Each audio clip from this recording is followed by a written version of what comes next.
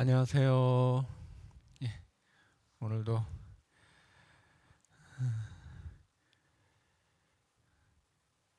이제 각자 이렇게 해야 될 일 다 하고 모인 시간이라 좀 졸리기도 하고 좀 피곤하기도 할 시간이지만 우리 성경책을 또 읽어가도록 하겠습니다.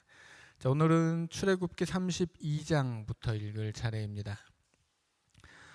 이 앞까지의 앞 31장까지 읽은 내용을 짧게 정리하면 출애굽기는 지금 이 32장부터는 이제 세 번째 파트라고 할 수 있습니다. 그러니까 출애굽기가 처음 시작할 때 모세가 태어나고 모세가 도망쳤다가 하나님의 시내산에서 이제 처음에 이제 호렙산이라고 나오죠. 이제 하나님의 산 호렙산에서 하나님을 만나고 그때 하나님이 모세에게 뭐라고 말씀하시냐면 너를 이제 애굽으로 보낼 텐데 네가 이스라엘 그 백성을 데리고 와서 이 산에 와서 예배를 드릴 것이다 이렇게 말씀을 하세요.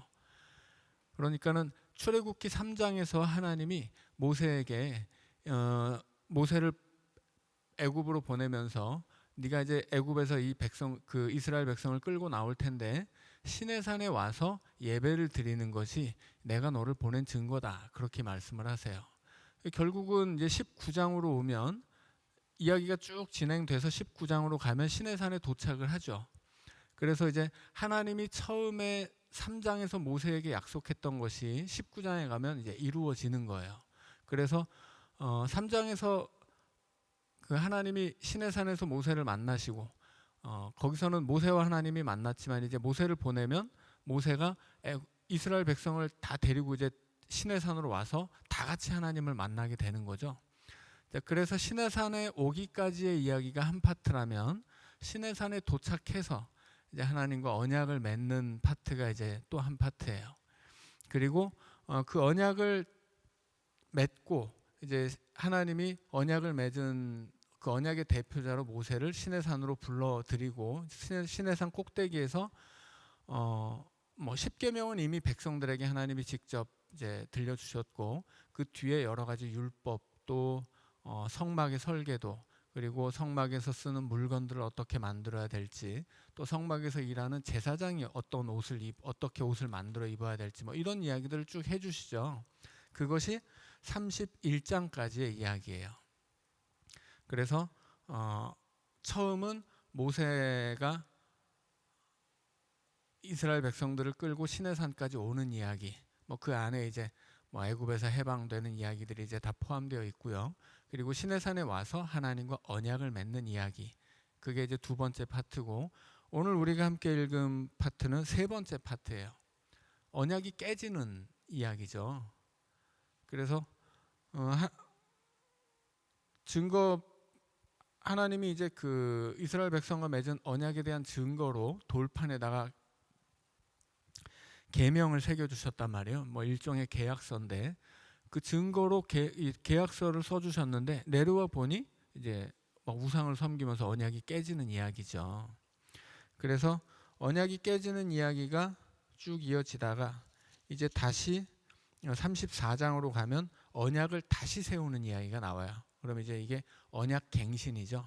그래서 언약이 깨지고 다시 세워지는 이야기가 나오고 그 뒤에는 이제 앞에서 하나님이 말씀하셨던 성막을 이렇게 만들어라, 제사장 옷을 이렇게 만들어라 이런 이야기들을 실제로 이제 그 앞에서는 명령만 하신 것이고 이제 뒤에서는 그것이 만들어지는 이야기가 나옵니다. 그럼 이제 그게 나머지 이제 뒷부분의 이야기예요. 그래서 출애굽기는 말하자면 시내산까지 오는 이야기, 시내산에서 언약을 맺는 이야기, 언약이 깨졌다가 다시 언약을 재갱신하는 이야기, 그리고 성막을 만드는 이야기 이렇게 구분할 수 있습니다. 자, 이렇게 구분하고서 우리가 지난 시간에 읽었던 31장을 한번 기억을 해보면 31장 제일 마지막 부분에 무슨 얘기가 나오냐면 안식일 이야기가 나와요. 근데 이게 이 안식일 부분만 읽으면 그냥 이게 안식일 규정이구나 이렇게 이해할 수 있는데 앞에서부터 쭉 읽어서 안식일까지 오면 이거 왜 이렇게 뜬금없는 이야기가 나오지? 이렇게 생각을 하셔야 돼요. 왜 뜬금이 없냐면 지금 이 31장 19장부터 31장까지가 한 파트란 말이에요. 시내산 언약의 이야기거든요. 언약을 맺고 그 언약의 내용을 알려주는 이야기예요.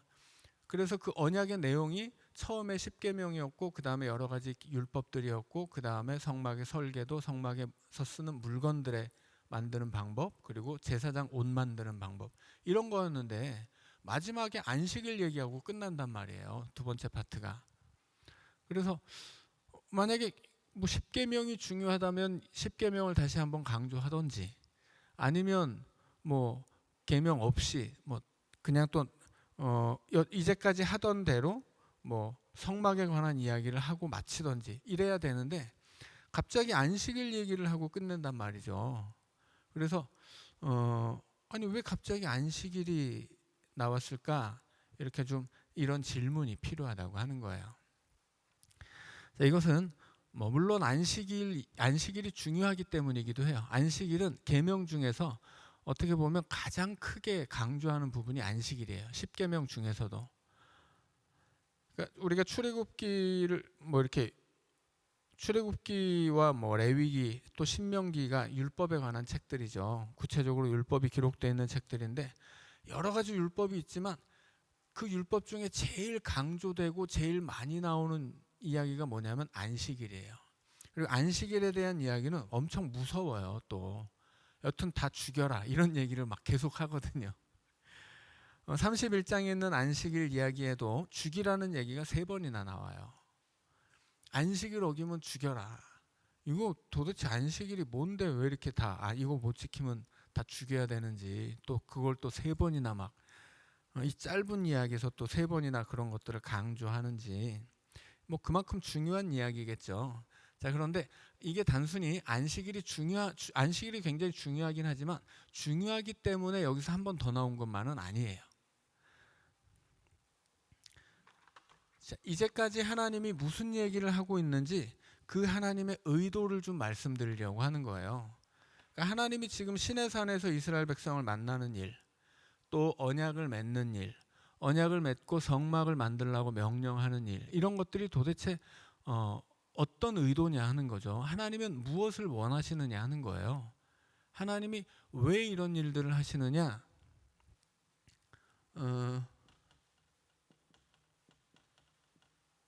하나님이 원하시는 것은 동행이에요. 동행. 원래 이 얘기를 이번 주 주일 설교로 하려고 했는데 너무 설명만 하는 이야기가 될까봐 그냥 성경 공부 때 다 얘기를 해야 되겠다 싶어서 그냥 말씀을 드립니다. 하나님이 원하시는 것은 동행이에요. 하나님이 시내산에 임재하시죠. 시내산에 왜 임재하세요? 하나님의 백성을 만나기 위해서. 이제까지는 애굽의 노예였는데 이제 하나님 백성으로 삼을 이스라엘을 만나기 위해서란 말이에요. 그런데 만났는데 하나님은 산 아래로 못 내려오고 백성들은 산 위로 못 올라가죠. 그러니 만나긴 만났어도 이 만남 자체는 시내산에서밖에 이루어질 수가 없는 거예요. 그래서 하나님이 이스라엘 백성과 동행하기 위해서 뭘 만드세요? 이동식 시내산을 만드신 거예요. 그게 바로 성막이죠. 하나님이 왜 성막을 만드시는가? 그것은 하나님이 하나님의 백성과 동행하기 위해서다라고 하는 거예요.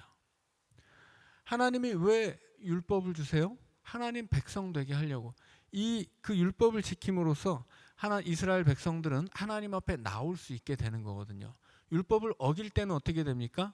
율법을 어길 때는 제사를 드림으로써 용서를 받아서 하나님 앞에 나오게 되는 거예요. 그러니까 하나님이 지금 시내산에 임하신 것, 이동식 시내산을 만드신 것, 이동식 시내산에서 자기 백성을 만날 이동식 시내산과 함께 이스라엘 백성과 동행하기 위해서 율법을 주시고 또 율법을 어긴 사람들과도 여전히 동행하기 위해서 제사를 드리게 하셨다라고 하는 거예요.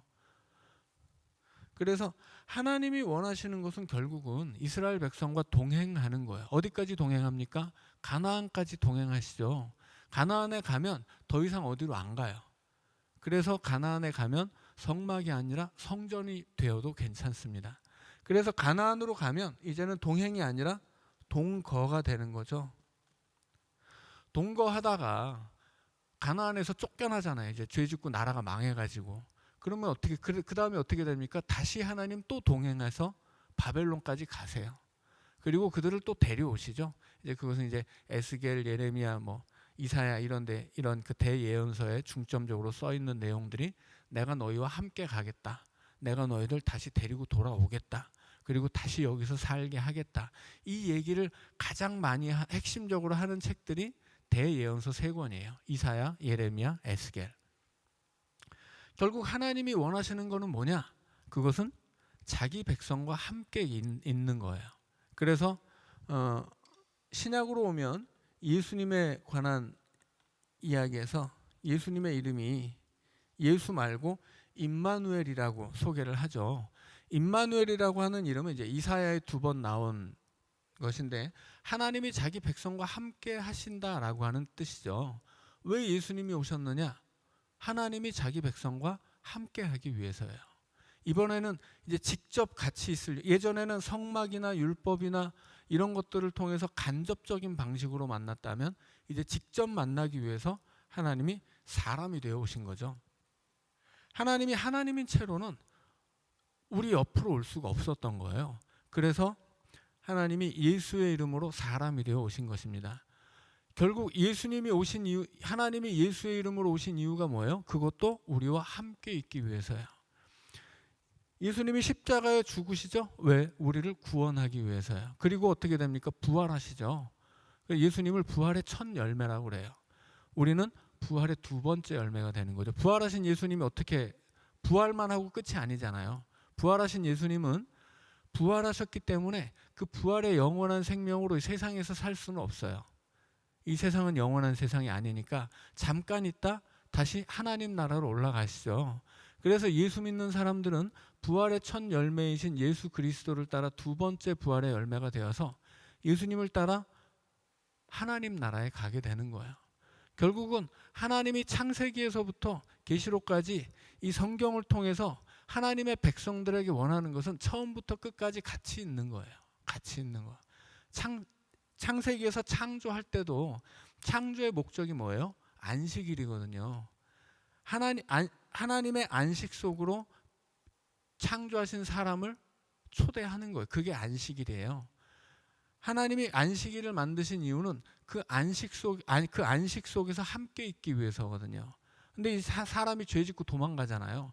그 사람들을 불러서 함께 있기 위해서 구약에서 성막이 필요했던 거고 가나안 땅이 필요했던 것이고 이제 함께 있기 위해서 예수의 이름으로 오시고 우리를 구원하셔서 부활하고 부활의 첫 열매가 되어서 하나님 나라로 가셨단 말이에요. 예수님이 왜 이 땅에 오셨어요? 우리를 데려가려고. 예수님이 왜 하나님 나라에서 이 땅에 오셨는가? 이 땅에 살고 있는 우리를 하나님 나라로 데려가려고 오셨다고 늘 말씀을 드리죠. 그래서 우리가 부활의 2번째 열매가 되어서 그리스도의 부활에 동참한다는 것은 영원히 하나님과 함께 있게 된다라는 뜻이에요.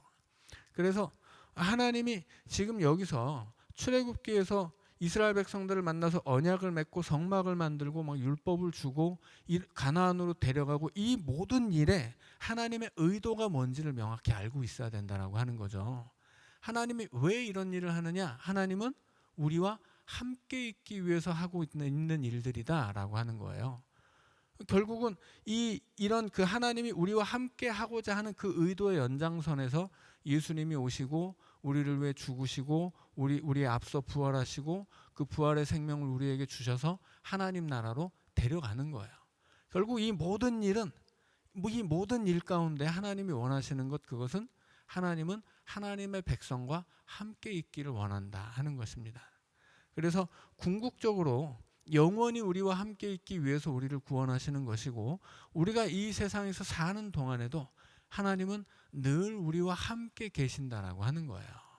그래서 이 성경의 이야기를 통해서 이 성경이 우리에게 무슨 얘기를 하고 있는 것인가, 우리에게 이런 은혜를 베푸신 하나님의 의도는 무엇인가, 이것을 좀 더 깊이 생각하면 오늘 우리와 함께 하나님이 우리와 함께 있기 위해서 이런 일들을 이런 번거로운 일들을 이렇게까지 하신다면 오늘도 우리 하나님은 우리와 여전히 함께 계시다라고 하는 것을 이제 믿을 수 있는 거죠. 그래서 이런 말씀을 통해서 우리가 확인할 수 있는 것은 하나님은 하나님의 백성과 이렇게까지 함께 하시려고 하는구나. 그러니 오늘 우리의 삶에서도 하나님은 함께 하시고 하나님은 영원히 우리와 함께 하기 위해서 우리를 구원하시고 우리를 하나님 나라로 인도하시는구나 라는 것을 이제 알고 있어야 된다라고 하는 것입니다. 자, 그러나 하나님은 함께 하기를 원하셔도 이스라엘 백성들은 배신하죠. 자, 32장을 읽어가도록 하겠습니다. 백성이 모세가 산에서 내려옴이 더딤을 보고 모여 백성이 아론에게 이르러 말하되 일어나라 우리를 위하여 우리를 인도할 신을 만들라. 이 모세 곧 우리를 애굽 땅에서 인도하여 낸 사람은 어찌 되었는지 알지 못함이니라. 자, 이 32장 한 절에서 굉장히 많은 이야기를 하고 있어요. 일단 모세를 말할 때 이 모세 이렇게 얘기하는데 히브리어로는 제 모쉐예요. 제라고 하는 말, 이라고 하는 말은 이까진 놈 할 때 그 이까지 이거예요. 그래서 경멸하는 어투, 또 이렇게 거리를 많이 두는 어투가 바로 이라는 말이에요. 그래서 이 모세를 그 모세 그놈 어디 갔어? 이런 이야기를 하는 거예요. 근데 왜 그런 이야기를 합니까? 지금 모세가 하나님 앞에 하나님을 만나러 시내산에 올라가서 며칠이 됐어요? 최대 40일이에요. 근데 모세가 40일이 지난 다음에 내려왔을 때 백성이 우상 숭배를 하고 있는 것을 보았으니까 지금 40일 만에 이런 얘기를 하고 있는 게 아니고 40일도 안 돼서 이런 얘기를 하고 있다라고 하는 거죠.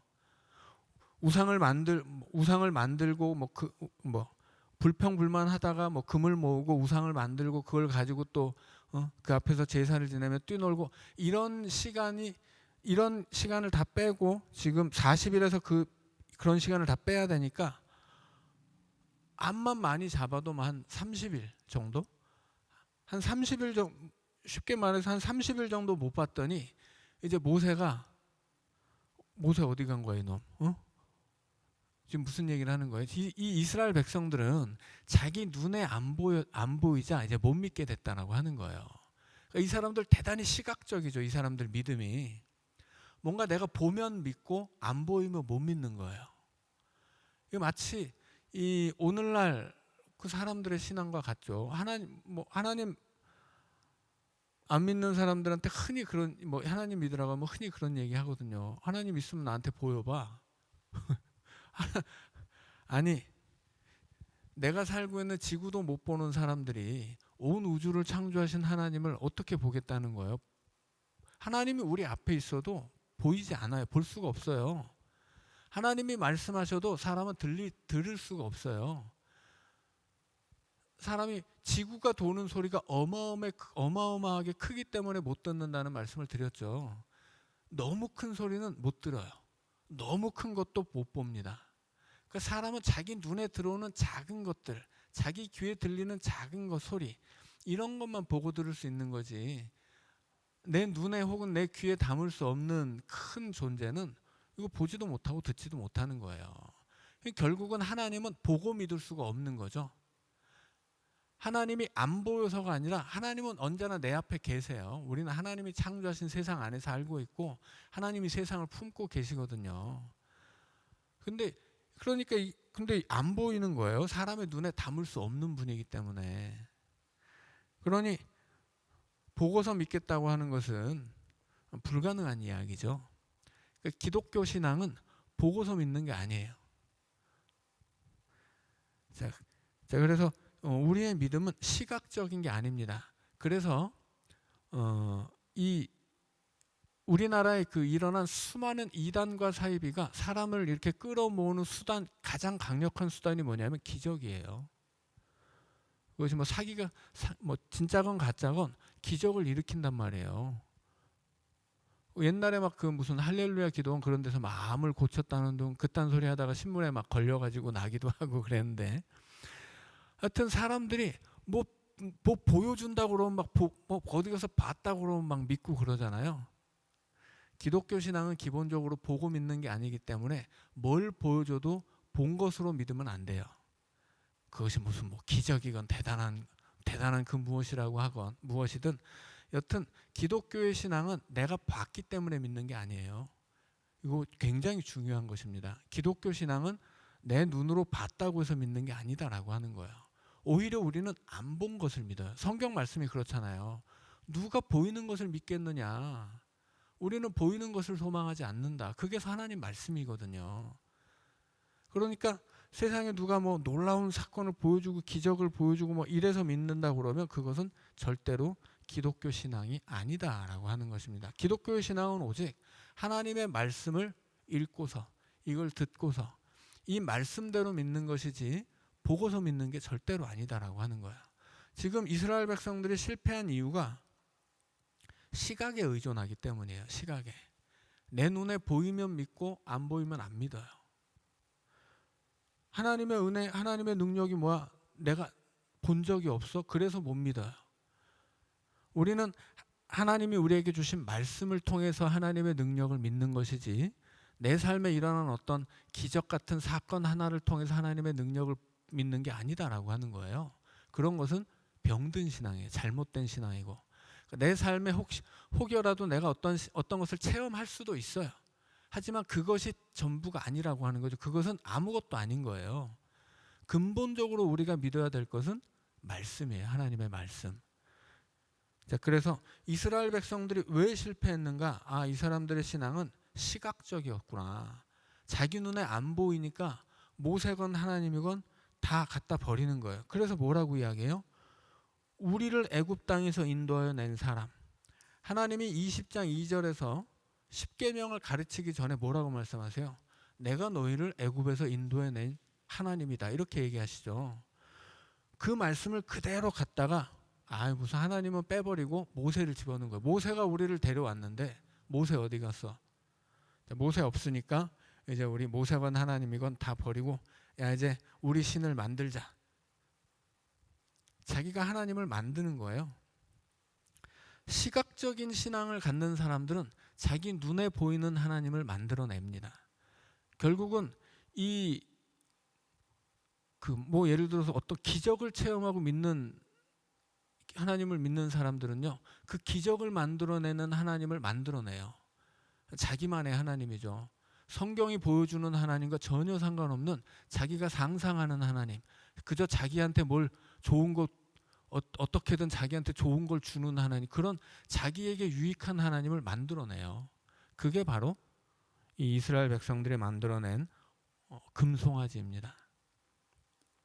자, 그래서 우리는 시각적인 신앙을 가져서는 안 된다라고 하는 것을 꼭 기억하시기를 바랍니다.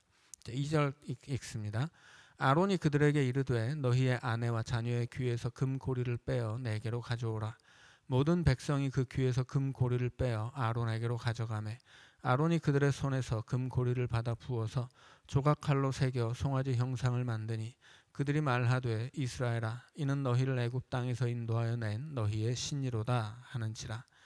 아론이 보고 그 앞에 제단을 쌓고 이에 아론이 공포하여 이르되 내일은 여호와의 절일이니라 하니 이튿날에 그들이 일찍 일어나 번제를 드리며 화목제를 드리고 백성이 앉아서 먹고 마시며 일어나서 뛰놀더라. 이게 지금 모세가 하나님 앞에 올라가서 지금 계약서 쓰고 있는 그 시간에 일어난 일이에요. 그러니까 이스라엘 백성들은 가망이 없다. 얘네들은 그냥 이 언약 계약서를 쓰고 있는 시점에서 계약을 파기한 사람들이다. 이런 얘기를 하고 있는 것입니다.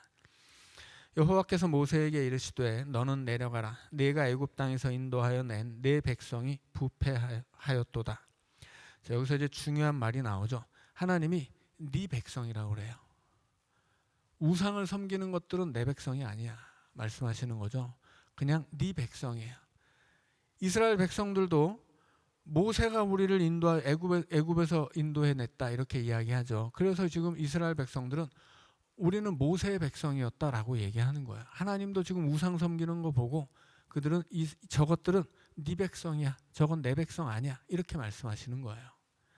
자, 그런데 이제 모세가 뒤로 가면 하나님에게 계속 반복해서 하는 이야기가 뭐냐면 당신의 백성, 하나님의 백성.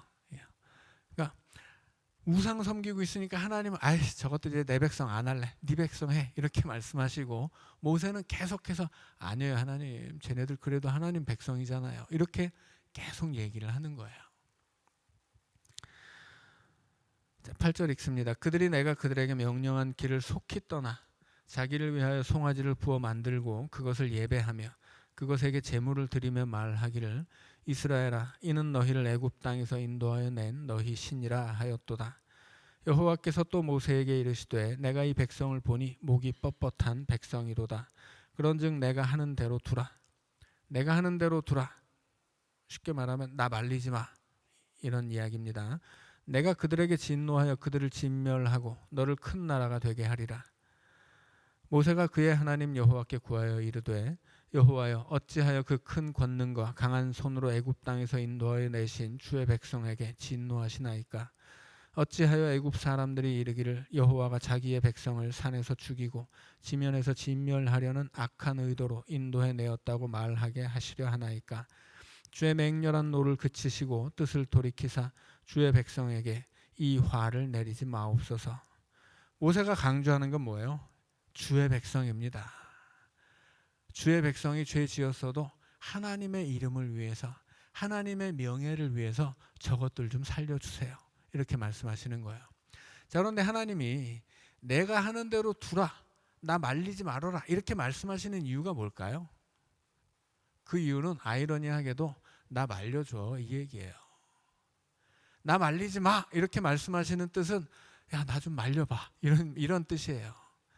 하나님이 예언자들을 보내서 막 이스라엘 백성들에게 막 무서운 말씀을 하시죠. 니들 이러다간 다 죽어. 하나님의 진노의 그 심판의 불이 준비되어 있어. 지금 아주 싹 다 불태워버릴 거야, 뭐 이런 이야기를 하시잖아요. 하나님이 그렇게 협박을 하는 이유는 뭐예요? 살려보려고 하는 거예요. 살려보려고. 그냥 심판하는 것이 목적이면 이런 말을 할 필요가 없어요. 그냥 갖다 버리면 그만이에요. 정말 버리는 게 목적이면 버리면 끝이에요. 심판하는 게 목적이면 그냥 다 심판을 해버리면 되는 겁니다. 그런데 왜 나 말리지 마, 나 이렇게 할 거야, 왜 말씀을 하세요? 말려달라는 거예요. 왜 예언자들을 보내서 무서운 말씀을 하세요? 돌이키라는 거예요. 자, 그래서 이렇게 무서운 말씀을 하시는 하나님이 무서운 하나님이 아니라는 거예요. 무서운 말씀을 하시는 이유는 어떻게든 얘네들 살려보려고 하는 거거든요. 그래서 무서워 보이는 하나님이 무서워 보이는 이유는 하나님이 사랑하시기 때문입니다. 그 사랑 때문에 하나님이 무섭게 말씀하시는 거예요. 하나님이 그냥 전혀 무섭게 말씀하시지 않는다면 그거야말로 정말 무서운 하나님인 거죠. 무섭게 말할 필요도 없이 죄 지었어? 죽어 그럼 넌. 죄 지었어 너? 그럼 넌 버려. 이렇게 해버리면 하나님이 무섭네 이렇게 생각할 틈도 없겠죠. 그냥 죄 지으면 갖다 버리면 되는 거잖아요. 근데 하나님이 왜 이렇게 무서운 말씀하세요? 그 마음의 품은 사랑 때문이에요. 그러니까 하나님이 우리에게 무섭게 보일수록 그분의 사랑은 더 큰 거죠. 그렇게 무섭게 할 수밖에 없는 이유는 하나님이 무서워서가 아니라 내가 지은 죄가 무섭기 때문이에요. 내가 무서운 죄를 지었기 때문에 그 죄에서 나를 끄집어내려다 보니 하나님이 무서워지신 것이지 하나님 본래 무서운 분이 아니다라고 하는 거예요. 자, 13절 읽습니다. 주의 종 아브라함과 이삭과 이스라엘을 기억하소서. 주께서 그들을 위하여 주를 가리켜 맹세하여 이르시기를 내가 너희의 자손을 하늘의 별처럼 많게 하고 내가 허락한 이 온 땅을 너희의 자손에게 주어 영원한 기업이 되게 하리라 하셨나이다. 여호와께서 뜻을 돌이키사 말씀하신 화를 그 백성에게 내리지 아니하시니라. 자, 여기서 이제 분명히 보이는 거죠. 하나님이 뜻을 돌이키셨어요. 애초에 돌이킬 마음이 없으면 나 말리지 마, 뭐 이런 이야기 하실 필요도 없죠. 그런데 그러면 뜻을 왜 돌이키셨을까? 이거 모세 때문일까요? 모세가 몇 마디 했다고 지금 모세 말 몇 마디 했지만 하나님이 바뀐 거예요? 아니에요. 하나님은 본래 자기 백성을 죽일 마음이 없어요. 왜냐하면 그들은 이미 하나님 백성이고 이미 하나님이 그들을 사랑하기 때문이죠. 그래서 모세에게 야, 나 좀 말려봐 이렇게 말씀하시는 거거든요. 그래서 하나님이 뜻을 돌이키신 것은 모세가 대단해서 혹은 뭐 모세가 뛰어나서 모세 때문에 이것은 아니다라고 하는 거예요. 자, 본래 하나님의 마음이 하나님의 백성에 있었기 때문이다라고 하는 것입니다. 자, 15절 읽습니다. 모세가 돌이켜 산에서 내려오는데 두 증거판이 그의 손에 있고 그 판의 양면 이쪽 저쪽에 글자가 있으니 그 판은 하나님이 만드신 것이요 글자는 하나님이 쓰셔서 판에 새기신 것이더라. 여호수아가 백성들의 요란한 소리를 듣고 모세에게 말하되 진중에서 싸우는 소리가 나나이다. 모세가 이르되 이는 승전가도 아니요 패하여 부르짖는 소리도 아니라 내가 듣기에는 노래하는 소리로다 하고 진에 가까이 이르러 그 송아지와 그 춤추는 것들을 보고 크게 노하여 손에서 그 판들을 산 아래로 던져 깨뜨리니라. 모세가 그들이 만든 송아지를 가져다가 불살라 부수어 가루를 만들어 물에 뿌려 이스라엘 자손에게 마시게 하니라. 자, 이제 모세가 하나님께 이제 증거판 2개를 받아서 내려오죠. 그런데 이 증거판에 대해서 16절이 하나님이 직접 만드셨고 하나님이 직접 새기신 것이다. 이 증거판 엄청난 거야 이런 얘기를 하는 거죠. 근데 그 엄청난 것을 모세가 집어 던져서 깨버려요. 말씀드린 것처럼 이것은 계약서거든요. 계약서를 우리 약속 변치 말자고 계약서를 돌판에다 하나님이 친필로 새겨 주셨는데 계약이 이미 깨져 있잖아요. 계약을 어겨버렸거든요. 그래서 이 계약서를 집어 던져서 깨버리죠. 십계명 돌판이 깨졌다라고 하는 것은 이제 계약이 깨졌다라고 하는 이야기입니다. 자, 그래서 이제 모세가 백성들에게 내려가서 그들이 만든 송아지를 가져다가 불살라 부수어 가루를 만들어 물에 뿌렸다고 합니다. 불살르면 녹을 테고 그게 불살르면 녹아야지 이렇게 부서지는 것 좀 이상하죠. 금인데. 그리고 가루를 만들고 물에 뿌렸다. 자, 이거 도대체 어떻게 할 것인가에 대해서 예전에 신학자들이 갑을 논박이 많았습니다. 자, 그런데 나중에 이 고대 언어를 이제 연구하는 분야가 이렇게 발전하면서 이것은 이 직접적으로 모세가 한 행동을 표현하는 그런 단어들이 아니라 그 시대에 철저한 파괴를 표현하는 관용적인 어투를 그런 말들을 다 모은 거라고 그래요. 뭐 불사른다. 그리고 부수어서 가루를 만들어서 물에 뿌린다. 그러니까 이거는 그냥 그 모세가 이대로 했다는 이야기가 아니고 아주 철저하게 파괴한다는 뜻으로 사용했던 말들을 다 모았다는 거예요. 그래서 우상을 그 금송아지 우상을 아주 철저하게 파괴했다는 뜻입니다. 그래서 모세가 막 이 금송아지를 불에 살랐다가 이걸 또 대충 사는 것을 또 부쉈다가 가루를 내 가지고 물에 뿌려서 물에 뿌렸구나 이렇게 생각하지 않아도 된다는 거예요. 자, 21절 읽습니다. 모세가 아론에게 이르되 이 백성이 당신에게 어떻게 하였기에 당신이 그들을 큰 죄에 빠지게 하였느냐. 아론이 이르되 내 주여 노하지 마소서 이 백성의 악함을 당신이 아나이다. 그들이 내게 말하기를 우리를 위하여 우리를 인도할 신을 만들라. 이 모세 곧 우리를 애굽 땅에서 인도하여 낸 사람은 어찌 되었는지 알 수 없노라 하기에 내가 그들에게 이르기를 금이 있는 자는 빼내라 한즉 그들이 그것을 내게로 가져왔기로 내가 불에 던졌더니 이 송아지가 나왔나이다. 자, 지금 아론은 자기가 백성들과 함께 저지른 죄악임에도 불구하고 백성들과 자기를 지금 구별하고 있어요. 저것들이 죄 지었는데 내가 뭐 하고 싶어서 한 것이 아니라 저것들이 나한테 이런 얘기를 하더라. 저것들이 나한테 이런 걸 요구했다. 그래서 내가 그냥 뭐 이렇게 불에다 금을 던졌더니 이게 저절로 이렇게 만들어졌네. 이런 좀 황당한 이야기를 하는 거죠. 마치 자기는 죄가 없는 것처럼. 근데 나중에 가면 모세는 전혀 다른 태도예요. 모세는 자기 백성을 위해서 기도하면서 뭐라고 이야기해요? 하나님, 내 이름부터 하나님 책에서 지워주세요. 그렇게 이야기합니다. 이거는 자기 백성과 자기가 같이 죽겠다는 얘기예요. 하나님, 저 백성들 죽일 거면 나도 같이 죽을랍니다. 그런 이야기예요. 모세는 그 이스라엘과 자기를 동일시하죠. 아론은 구별해요. 마치 저 사람들하고 자기는 뭐 다른 사람들인 것처럼. 이게 잘못된 지도자와 올바른 지도자의 차이인 거죠.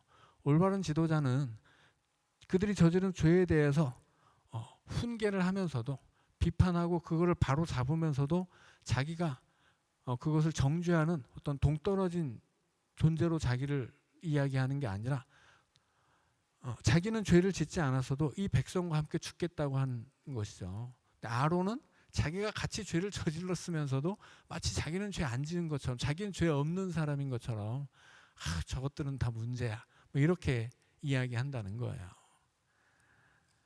자, 여기까지 읽고 우리 3분만 쉬었다가 다시 이어서 읽도록 하겠습니다.